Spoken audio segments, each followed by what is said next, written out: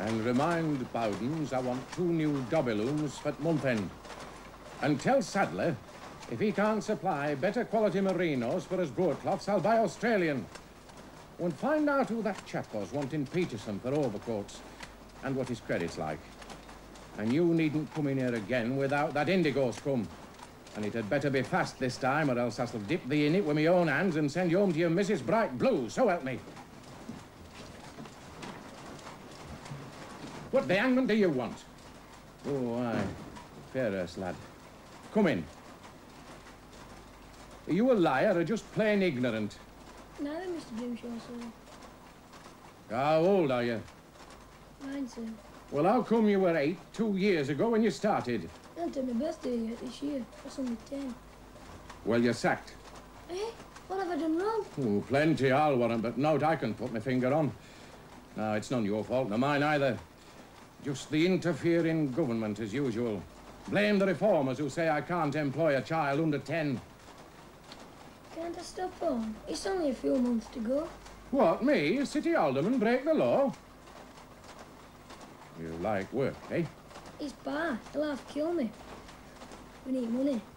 Well, what rate are you on? 2 and 9pence a week. Well, you'll make that up somehow. Then when you're older, come back and get yourself skilled. What do you want to be, eh? Hard working and rich, just like you, Mr. Grimshaw, sir. Self-help, that's what I believe in. Like you told us to what works out in last bank holiday. Self-help, that's my motto. You'll go a long way, lad. Stick at it. You'll get your wages this week.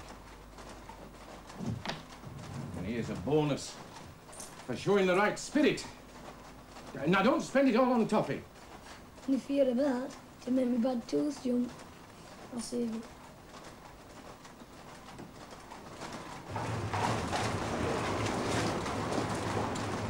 Where'd you get this then? You must give me Pa for showing the right spirit. Oh, aye. Well, I must look after it for you then, ain't I? Only another 6 more hours. Only another 6 more hours. Only another 6 more hours to what? Till Eddie comes home, Papa. Why are you looking so cross? You know, Sarah, it's taken over 100 years to stop chimney sweeps sending children up into the soot and smoke to risk death by suffocation. 100 years. And in that time, laws have been made, laws have been broken, and the master sweeps still find loopholes in them, and children are still sent up the chimneys. Like in the water babies, Papa? Only last month, a lad in Cambridge died. The Times said it was murder. His employer was tried, convicted, and he got... well, guess. Was he hanged, Papa? No. All he got was 6 months' hard labour. So it didn't help writing all those angry letters? I don't know. It's a sorry world. Be glad I don't have to send you out to work, that's all. Oh, yes, there is one duty you can perform for me. You can play hostess this afternoon whilst your mother is out. Alderman Grimshaw will be taking tea with us. Oh, Papa. I think I'd rather you forced me up a chimney.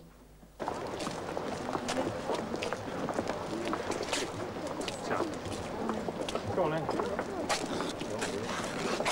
Oh, I couldn't have stood a moment longer. 6 hours in this heat, it's too much in my condition. I tell you what, Finn, I'll have to stop off soon. My ankles are swelled right up to my knees. Yeah, come on, that's another month or so.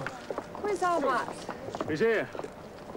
Hey, he charmed a 6pence off old Grimshaw, he did. What Yeah, next that's day? all enough. I got sacked, Mum. You what? I didn't do no, Pa. Slow. Says I can't work till I'm 10. You could have lied, you could have told me you were 10, couldn't you, you stupid? There's no call for that. One wrong word out of you, woman, and you'll get the same. Thanks, Pa. You've knocked me rotten tooth out.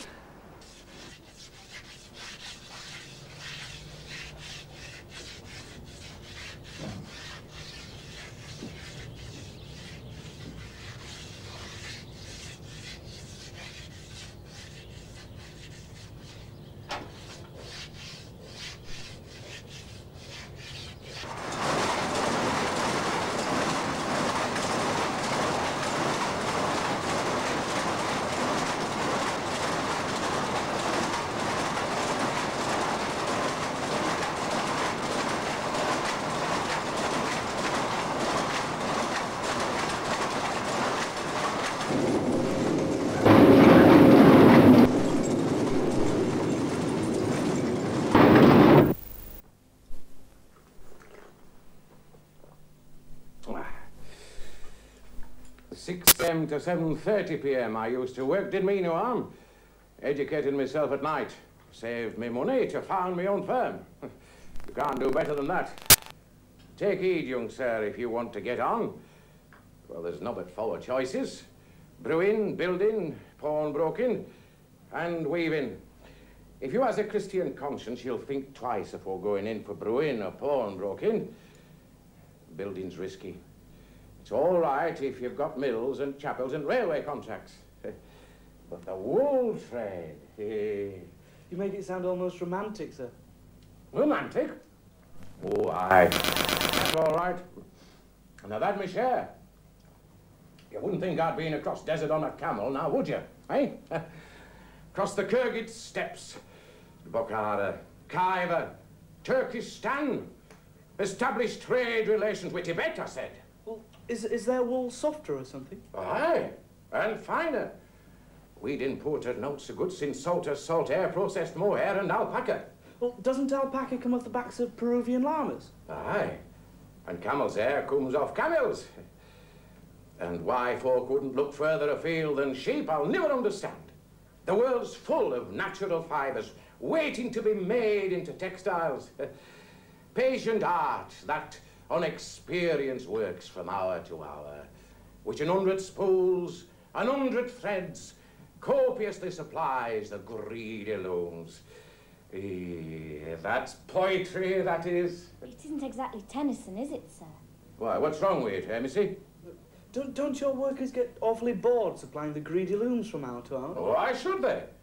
Regular wages and government interfering till I'm nigh on a ruined man. First it were the women, restricted to 12 hours a day. And then I had to let them all off for a mealtime, an hour and a half. Next news is they're down to 7.5 hours on Saturdays. And last year, another hour comes off that, and half an hour less Monday to Friday. And now I have to stop children under 10 working all together. They'll be ruined if it goes on like this. Sir, with the excitement of trade, and you make it sound exciting, isn't it important to do what's best for the workers? Then there's nothing to be ashamed of. Soft head, soft heart. You'll not go far in manufacturing, lad, after all. Perhaps you'd better stick to your books and be a scholar. Still, maybe we can fit you into the scheme of things. Somehow.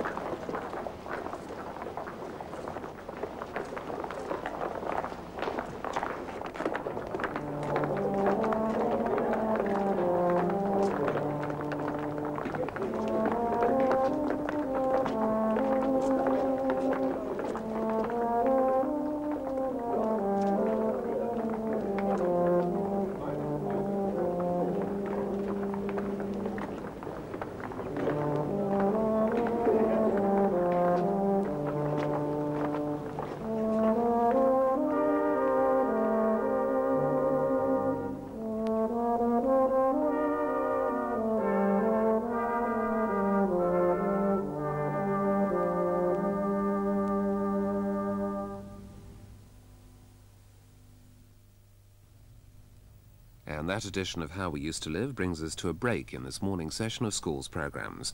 Schools are back at 11:05 this morning with my...